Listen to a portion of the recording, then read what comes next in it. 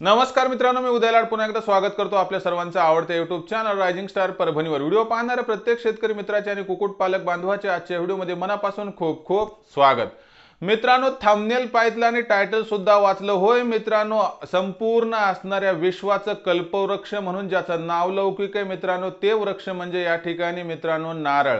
होय मित्रांनो, आजची ही संकल्पना समर्पित आहे या कल्पवृक्षाला मित्रांनो, आणि नारळ प्लस कुक्कुटपालन या सर्वात महत्त्वाच्या असणाऱ्या या संकल्पनेचा आधार घेऊन मित्रांनो, आपण या ठिकाणी अवघ्या 20 गुंठे जागेमध्ये आपलं विश्व फुलवू शकतो या अर्थाने मित्रांनो आजची संकल्पना आहे। कारण या मातीला गरज आहे गावरान कुक्कुटपालनाची व गावरान कुक्कुटपालनाला गरज आहे मित्रांनो आधुनिक संकल्पनांची। जर आपल्याकडे 20 गुंठे क्षेत्र असेल तर या 20 गुंठे जमिनीमध्ये नारळ प्लस गावरान कुक्कुटपालन या संकल्पनेचा वापर करून तुम्ही विश्वास करू शकणार नाहीत। एवढी इन्कम उत्पन्नाचा स्रोत म्हणजे मित्रांनो वर्षाकाठी आरामशीर पद्धतीने आपण 50 लाख रुपयापर्यंतचा निव्वळ नफा कमावू शकतात। पण मित्रांनो, एवढा निव्वळ नफा कमवायचा असेल आणि खऱ्या अर्थाने गावरान कुक्कुटपालन व नारळ या दोन्ही व्यवसायाला उभारी द्यायची असेल तर या दोन्ही संकल्पनांचा वापर मात्र आपल्याला करावा लागेल। कारण मित्रांनो, दुसऱ्याच्या हाताने पार्टनरशिप म्हणजे भागीदारी तत्वावर अशा संकल्पना यशस्वी होत नाहीत। तिथे राबणारा व्यक्ती जर स्वतः तुम्ही किंवा स्वतः तुमच्या घरातील कोणी असेल तर ही संकल्पना यशस्वी झाली म्हणूनच समजा। पण आपल्याला ही संकल्पना यशस्वी करण्यासाठी स्वतः जातीने उपस्थित राहावं लागेल किंवा तिथं स्वतः लक्ष द्यावं लागेल। मजुरांच्या हाताने लेबरच्या हाताने अशा संकल्पना मित्रांनो तोंडघशी पडतात। त्यामुळे स्वतःचं लक्ष देणं होत असल्या तर या संकल्पनेत तुम्ही त्या ठिकाणी हात आजमावू शकता।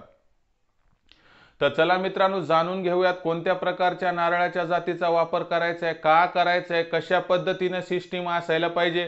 आणि ही संकल्पना मित्रांनो ॲग्री टुरिझमचा असणारं सर्वात महत्त्वाचं उत्तम उदाहरण आहे। म्हणजे भविष्यामध्ये तुम्ही विचार नाही केला त्या क्षेत्रातून सुद्धा तुम्हाला इन्कम मिळू शकते। त्यामुळे व्हिडिओ सुरुवातीपासून शेवटपर्यंत पहा। आवडला तर जरूर लाईक करा, जास्तीत शेतकरी मित्रांपर्यंत व कुक्कुटपालक बांधवांपर्यंत पाठवण्यासाठी शेअर करा। सबस्क्राइब राहिला असेल तर प्रत्येक मायबाप शेतकरी मित्राला कुक्कुटपालक बांधवाला हात जोडून मनापासून कळकळीची विनंती करतो। मायबाप शेतकरी मित्रांनो, कुक्कुटपालक बांधवांनो, आपल्या सर्वांना मी आपलं म्हणले आणि आपलं मानतच राहणार। आपण देखील मला आपलं आणि घरातील सदस्य मानत असाल तर कृपया सबस्क्राइब करा। यासाठी या व्हिडिओच्या डाव्या साईडला खालच्या बाजूस येऊन दिसणाऱ्या लाल रंगाच्या सबस्क्राइबचे किंवा मराठीतील सदस्य व्हायच्या ऑप्शनला टच करा। त्यानंतर रंग बदलून बाजूला घंटीला टच करून ऑल नोटिफिकेशनला ऑल करा। तर बघा मित्रांनो, सगळ्यात महत्त्वाची संकल्पना कल्पवृक्ष म्हणजे कोणतं मित्रांनो, नारळ की ज्याचा प्रत्येक भाग न भाग साल असो किंवा त्याचा असणारा कोणताही पार्ट आपल्याला वापरता येतो। अशा परिस्थितीमध्ये मित्रांनो या ठिकाणी असणाऱ्या या कल्पवृक्षाचं कोंबडी पालनासोबत एकत्रीकरण केलं तर मित्रांनो नशीब पालटायला काही वेळ लागणार नाही। पहिल्यांदा हे जे मित्रांनो नारळाचं पीक होतं हे समुद्र किनाऱ्यावर यायची अशा पद्धतीची आपली एक त्या ठिकाणी शंका होती किंवा असा एक समज होता। परंतु मित्रांनो आता काय झाले की या शंकेला फाटा देत नवनवीन प्रकारच्या ब्रीड्स आल्यात मित्रांनो। नवनवीन प्रकारच्या त्या ठिकाणी असणारे वाण आलेत। त्याच्या माध्यमातून मित्रांनो आपल्या चांद्यापासून बांध्यापर्यंत या ठिकाणी नारळाने मुख्य पीक म्हणून सुद्धा एंट्री करायला सुरुवात केलेली आहे। या अंतर्गत बघा मित्रांनो, एवढी जबरदस्त संकल्पना आहे की नारळाच्या वापराने तुम्ही सुद्धा भारावून जाल व याच्या माध्यमातून उत्पन्न तर वेगळंच होणार, त्याबद्दल शंका नाही। परंतु यामध्ये कष्ट अत्यंत कमी आहेत एवढी मात्र गोष्ट खरी। या अर्थाने बघूयात मित्रांनो, फक्त जमिनीची निवड करत असताना तुम्हाला काय करायचे, चुनखडी असणारी जमीन न निवडता महाराष्ट्र असो किंवा देशातील कोणत्याही पाण्याचा उत्तम निचरा होणाऱ्या जमिनीची फक्त गरज पडेल, बाकी काहीही अडचण नाही। बस एवढं केल्यानंतर आता त्याच्यामध्ये नारळ प्लस कुक्कुटपालन या संकल्पनेला कशा पद्धतीने राबवायचं ते तुम्हाला समजावून सांगतो। समस्या असतील तर कमेंट सेक्शनचा वापर आपण करू शकता। सगळ्यात महत्त्वाची गोष्ट मित्रांनो, व्हरायट्या भरपूर आहेत बघा। याच्यामध्ये नारळामध्ये तुम्ही जेवढ्या म्हणाल तेवढ्या व्हरायट्या चांगल्या आहेत। परंतु आपल्या एका राज्याचा विचार केला किंवा महाराष्ट्राच्या सभोवतालच्या एरियाचा विचार केला आणि जमिनीवरती पीक लावायचं म्हणजे याचा अर्थ काय, समुद्र किनाऱ्यापासून आपली जमीन ही फार दूर असेल तर अशा परिस्थितीमध्ये मित्रांनो कोलंबस नावाची व्हरायटी सगळ्यात चांगली आहे। हिचा उगम मित्रांनो श्रीलंकेतील कोलंबो या देशातून झालेला आहे आणि ही व्हरायटी मित्रांनो चौथ्याच वर्षी त्या ठिकाणी आपल्याला फळप्राप्ती करून देते। यामुळे या व्हरायटीचा वापर करायचा आहे। मित्रांनो विसर पडू देऊ नका, गावरान कुक्कुटपालनाचं अंतर्भूत असणारं या ठिकाणी सगळं विश्लेषण सुद्धा समोर आहे, त्यामुळे गडबड अजिबात करू नका। या दृष्टीने बघितलं तर मित्रांनो आपल्याला 20 गुंठे क्षेत्रामध्ये एकूण आपल्याला काय करायचे मित्रांनो, अंतर 15 बाय 15 घ्यायचे व त्याच्यावरती आपल्याला काय करायचे, नारळाच्या रोपांची लागवड करून घ्यायची। जर 15 बाय 15चं अंतर घेतलं तर यानुसार मित्रांनो या ठिकाणी आपले जवळपास 90 रोपे आरामशीर बसतील। तुमचं म्हणणं असेल एवढं अंतर का घ्यायचं, याचं सर्वात महत्त्वाचं कारण म्हणजे मित्रांनो ज्यावेळेस यांना फुलोरा लागत असतो त्यावेळेस एकमेकाच्या असणाऱ्या परसावलीमुळे मित्रांनो फुलोरा गळून पडू शकतो। त्यामुळे मित्रांनो अंतर 15 बाय 15चं घेतलेलं कधीही उत्तम किंवा घ्यावंच लागतंय। यानंतर काय करायचं मित्रांनो, 15 बाय 15चं अंतर आपण घेतले। आता याच्यानंतर तुमचं म्हणणं असेल की याचं उत्पन्न कधी सुरू होते, साधारणतः 3ऱ्या वर्षी फळधारणा सुरू होते, पण 4थ्या वर्षीपासून चांगल्या पद्धतीने फळधारणा सुरू होते तिथं मित्रांनो। परंतु ही फळधारणा 4थ्या 5व्या 6व्या 7व्या 8व्या म्हणजे तिथून पुढे 7 ते 8 वर्षापर्यंत फळधारणा सातत्याने वाढते। 50 त्यानंतर 100 त्यानंतर वर्षाकाठी तुम्हाला 400 ते 500 फळं अशा पद्धतीने नारळ मिळायला सुरू होतात व जेव्हा 8 ते 9 वर्ष आपल्या संपूर्ण या नारळ पिकाच्या बागाला कंप्लीट होतात त्यावेळेस मित्रांनो आपलं असणारं वार्षिक त्या ठिकाणी नारळाचं उत्पादन 1000 किंवा त्याच्यावरही जाते। याचा अर्थ मित्रांनो नारळाला पूर्ण क्षमतेने आपल्याला फळप्राप्ती करून देण्यासाठी 8 ते 9 वर्षाचा कालावधी लागतो, पण 4थ्या वर्षापासून फळधारणा व्हायला सुरू होते। आता याच्यामध्ये मित्रांनो आपल्याला कशा पद्धतीने रचना करायची, नारळाच्या उत्पन्नाचा विचार तर मी तुम्हाला सांगणारच आहे आणि तो शेवटी सुद्धा डबल सांगणार आहे। पण सुरुवातीला सांगायचं असेल तर बघा मित्रांनो नारळाच्या उत्पादनाचा विचार करूया, त्यानंतर एक एक संकल्पना तुम्हाला समजावून सांगतो म्हणजे कन्फ्युजन नको। नारळाच्या एकंदर उत्पादनाचा विचार केला तर नारळाला खर्च काही लागत नाही, त्यामुळे मित्रांनो एक गोष्ट लक्षात घ्या, फक्त त्याला फळधारणा सुरू झाल्या व्यवस्थित पाणी व एखाद 2 स्प्रे फवारणीचे लागतात की ज्याच्यामध्ये जो गेंडा नावाचा जो रोग असतो मोठा त्याच्यावरती फक्त अडचण आहे, त्याचंही सोल्युशन काय तेवढं अवघड नाहीये। आणि जे काही उंदरांचा खडुळीचा त्रास असतो मित्रांनो तो तुम्ही बेसिंग पावडरचा वापर करून सुद्धा दूर करू शकतात। आता राहिला प्रश्न याच्यामध्ये मित्रांनो की फळधारणेचा, तर एक साधारण 1000 फळं ही नारळाच्या झाडाला पकडायला काही हरकत नाही मित्रांनो। आपण 2दा नारळ लागतात तर आपण वार्षिक फक्त उत्पादन 1000 नारळांचं पकडूयात। नारळ या पिकाचं वैशिष्ट्य काय की त्याचा प्रत्येक पार्ट उपयोगात येतो। समजा तुमच्याच्याने ओले नारळ विकली खूप चांगलं, नाही विकली तुम्ही त्याला त्यानंतरही विकू शकतात आणि शेवटी त्या ठिकाणी त्यातील पाणी आटून गेलं आणि राहिलेलं खोबरं म्हणून सुद्धा विकू शकतात, म्हणजे काही भीती नाहीये मार्केटिंग बाबतीत। आणि जसा दर्जा किंवा वेळ जात राहतो मित्रांनो त्या ठिकाणी मित्रांनो आपल्याला मिळणारा नफा हा वाढत जातो। या दृष्टीने साधारणतः आपण सिंपल गणित लावूयात की एका वर्षामध्ये एका झाडापासून मिळणाऱ्या नारळांची संख्या म्हणजे मित्रांनो 1000। साधारण कमीत कमी सध्याचा रेट जरी पकडला मित्रांनो तो होलसेलमध्ये 13-14 नारळ तर जातच आहे, पण आपण 12 रुपये जरी पकडले मित्रांनो तर 12 रुपयाप्रमाणे या ठिकाणी एका झाडाला 1000 नारळ जर निघत असतील, आता कोणत्याला 800-900 निघतील, कोणत्याला 1100-1200 निघतील, तर फुल फोर्सनं नारळाचं उत्पादन जर आलं मित्रांनो तर या ठिकाणी 1000 गुणिले 12 म्हणजे मित्रांनो एका झाडापासून आपल्याला 12,000 रुपयाचं उत्पन्न व्हायला हरकत नाही। या दृष्टीने विचार केला 90 झाडांचा तर मित्रांनो आपलं उत्पादन 10,80,000चं या 20 गुंठ्याच्या क्षेत्रातून होणार। याचा अर्थ मित्रांनो फक्त आपण साईडच्या जागेचा वापर करून 10,80,000चं उत्पन्न वार्षिक मिळवणार। हा सुरुवातीला 4थ्या 5व्या वर्षी उत्पादन 1-2 लाखाचं होईल, त्यानंतर प्रत्येक वर्षी 2-2 लाखांनी उत्पादन वाढणार 8व्या वर्षापर्यंत व 8व्या वर्षानंतर मित्रांनो आजच्या भावानुसार 10 लाखाचं उत्पन्न होणार। पण त्यावेळेस महागाई असेल तर हे उत्पादन त्या असणाऱ्या रेटनुसार मित्रांनो वाढणार। हे झालं नारळांचं मित्रांनो की सरासरी 20 गुंठे जागेत आजच्या कंडिशनला 10 लाख रुपयांचा निव्वळ नफा मिळणार। आता या दृष्टीने आता बघूयात मित्रांनो की याच्यामध्ये कुक्कुटपालनाला कसं ॲडजस्ट करायचं, तर मित्रांनो 15 बाय 15च्या अंतरावरती मध्यभागी तुम्हाला 7.5 फुटावरती मित्रांनो त्या ठिकाणी शेवगा लागवड करून घ्यायची। आता शेवगा लागवड करून घ्यायची याचं महत्त्वाचं कारण मित्रांनो उत्पन्न व्हावं ही अजिबात इच्छा नाही, पण शेवग्याची सावली म्हणा, शेवग्याचं असणारं त्या ठिकाणी औषधी गुणतत्व म्हणा, शेवग्यामुळे होणारा खाद्य खर्च कमी, या असणाऱ्या अनेक गोष्टीचा विचार केला तर मित्रांनो शेवग्याचं रोपण करणं अत्यंत महत्त्वाचं आहे असं म्हणायला हरकत नाही। आपल्या एकंदर लागणाऱ्या कोंबड्यांसाठीचा आहार म्हणा, औषधी तत्व म्हणा, या सर्वांसाठी शेवगा उपयोगात येतो। यापासून होणारं शेवग्याच्या शेंगाचं उत्पादन विक्री करून आपला खर्च कोणता भागला तरी हरकत नाही, मी याला उत्पन्नाच्या कोणत्याही स्रोतात पकडणार नाही। म्हणजे तुम्हाला 2 नारळाच्या झाडाच्या मध्यभागी शेवगा ओडिसी जातीचा लागवड करून घ्यायचे। हा असणारा महत्त्वाचा बदल लक्षात घ्या, कारण नारळ शेवग्याला व शेवगा नारळाला अजिबात मित्रांनो त्रास पोहोचवत नाही आणि दोन्हींना जास्त पाण्याची आवश्यकता लागत नाही।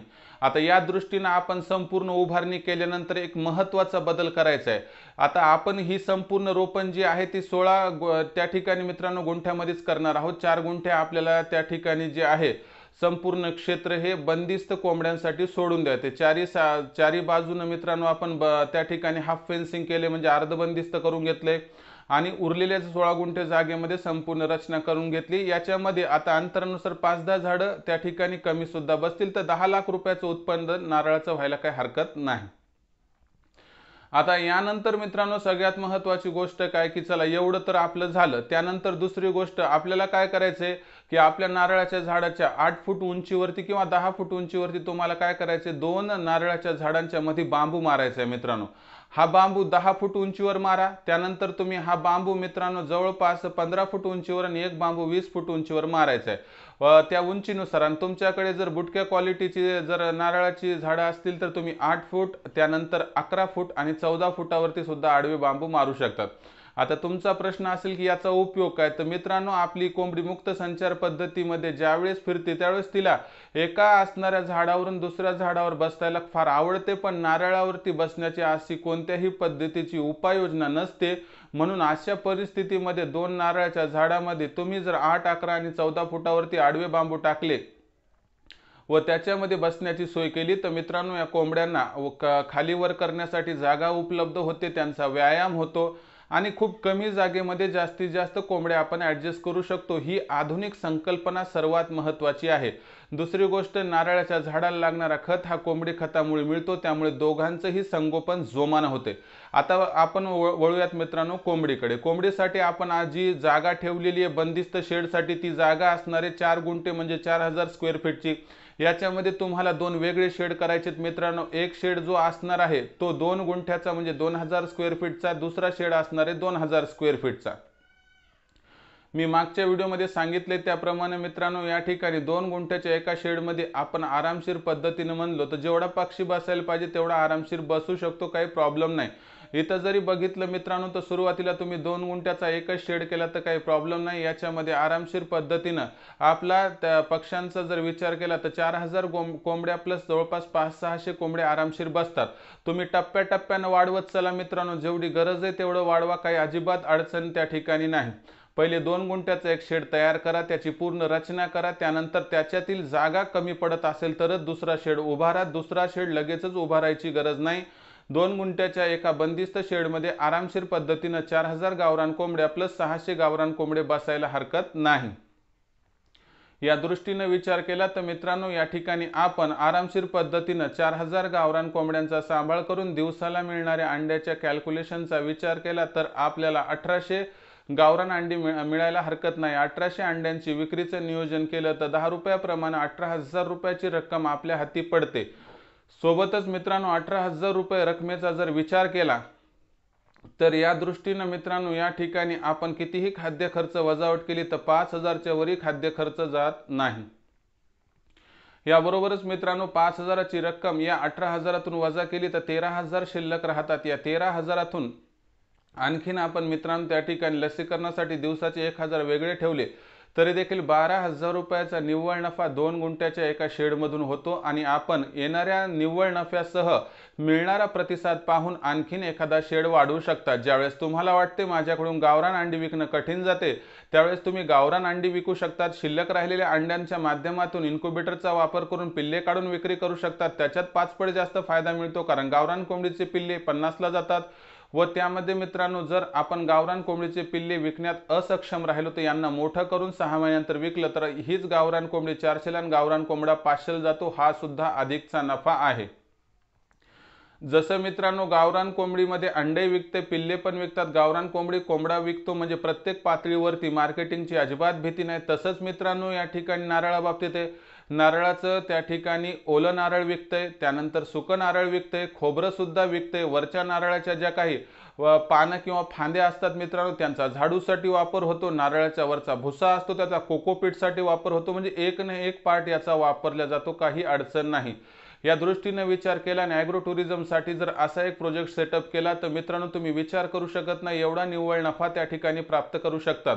या दृष्टीने जर विचार केला तर 12,000 रुपयाचा कोंबडीच्या अंड्यातून होणारा निव्वळ नफा जर विचार केला तर महिन्याकाठी तुमचं होणारं उत्पन्न 3,60,000 व 12 महिन्यानंतर होणारं उत्पादन 43,20,000 प्लस नारळाच्या माध्यमातून मिळणारे 10 लाख म्हणजे 53,20,000 पैकी 3,20,000 जरी वजावट केली तर 50 लाख रुपयापर्यंतचा निव्वळ नफा आरामशीर पद्धतीने 20 गुंठ्याच्या या संकल्पनेतून आपल्याला मिळू शकतो। दुसरी गोष्ट मित्रांनो की जी व्यक्ती नारळ घेण्यासाठी येईल ती 100% गावरान कोंबडी, अंडे, गावरान कोंबडीची पिल्ले, गावरान कोंबडी व कोंबडा यांच्याकडे बघून सुद्धा काही ना काही खरेदी करून जाईल व जी गावरान कोंबडी, गावरान अंडी यांच्या खरेदीसाठी येतील ती नारळ खरेदी करून जातील। यामुळे मित्रांनो तुमचा त्या ठिकाणी बसल्या बसल्या दुप्पट फायदा होईल, तेही मित्रांनो जास्त प्रकारची पब्लिसिटी न करता। मित्रांनो आज व्यवसाय करत असताना एक व्यवसाय करून कुणालाही फायदा होत नाही, सोबतच जर एका व्यवसायाला दुसऱ्या व्यवसायाची जोड दिली तर 100% मित्रांनो तुम्हाला होणारा निव्वळ नफा दुप्पट होऊ शकतो। एकच विनंती करतो की हा व्यवसाय मात्र मित्रांनो एकट्यात करा, भागीदारीत व्यवसाय केला तर त्या व्यवसायाच्या चिंधड्या उडतात, कारण मित्रांनो निराशाच हाती लागते। अशा वेळेस आपण किंवा घरातल्या मंडळींचा सपोर्ट घ्या मित्रांनो आणि 100% आपलं असणारं स्वप्नाचं हे संपूर्ण जग फुलवा, तुम्हाला अजिबात या ठिकाणी अयशस्वीता येणार नाही। तर मित्रांनो याबद्दल काय आहे तुमचा विचार कमेंट्स करून जरूर कळवा। आज जगाला गावरान कुक्कुटपालन या व्यवसायाची गरज आहे व या गावरान कुक्कुटपालनासह ॲग्रो टुरिझम मार्फत नारळ प्लस जर तुम्ही शेवगा या संकल्पनेचा वापर केला तर तुम्हाला कमीत कमी 40 ते 50 लाख रुपयापर्यंतचा नफा 20 गुंठे क्षेत्रात झाल्याशिवाय राहणार नाही। दुसरी गोष्ट या ठिकाणी नफा 10 लाख होईल, कुणाला 20 होईल, कुणाला 30, ज्याची मेहनत चांगली, ज्याची मेहनत जास्त त्याचा नफा वाढत जाईल। त्यामुळे मित्रांनो शिकवणारा शिक्षक जरी एक असला तरी टक्केवारी घेणारा विद्यार्थी मात्र वेगवेगळा असतो, कारण ज्याच्या त्याच्या गुणवत्तेवरती सगळ्या गोष्टी डिपेंड असतात। पण व्यवसाय निराश करणार नाही आणि संकल्पना निराश करणार नाही एवढी मात्र गोष्ट खरी। आवडला असेल व्हिडिओ लाईक करा, जास्तीत जास्त शेतकरी व कुक्कुटपालक बांधवांपर्यंत पाठवण्यासाठी शेअर करा, सबस्क्राइब राहिला तर प्रत्येक मायबाप शेतकरी मित्राला, कुक्कुटपालक बांधवाला हात जोडून मनापासून कळकळीची विनंती करतो। मायबाप शेतकरी मित्रांनो, कुक्कुटपालक बांधवांनो, आपल्या सर्वांना मी आपलं मानले, मानतच राहणार। आपण देखील मला आपल्या आणि घरातील सदस्य मानत असाल तर प्लीज सबस्क्राइब करा। यासाठी या व्हिडिओच्या डाव्या साईडला खालच्या बाजूस येऊन दिसणाऱ्या लाल रंगाच्या सबस्क्राइबच्या किंवा मराठीतील सदस्य व्हाच्या ऑप्शनला टच करा, त्यानंतर रंग बदलून बाजूला घंटी या घंटीला टच करून ऑल नोटिफिकेशनला ऑल करा, यामुळे येणारा प्रत्येक व्हिडिओ तुम्हाला लगेच मिळत राहील। तर मित्रांनो अशाच एका नवीन व्हिडिओसह मी आपला मित्र उदय लाड आपल्या सर्वांच्या आवडते यूट्यूब चॅनल रायझिंग स्टार परभणीवर मिळत राहील। तोपर्यंत माझ्या शेतकरी मित्राचे आणि कुक्कुटपालक बांधवाचे आजच्या व्हिडिओमध्ये मनापासून खूप खूप आभार।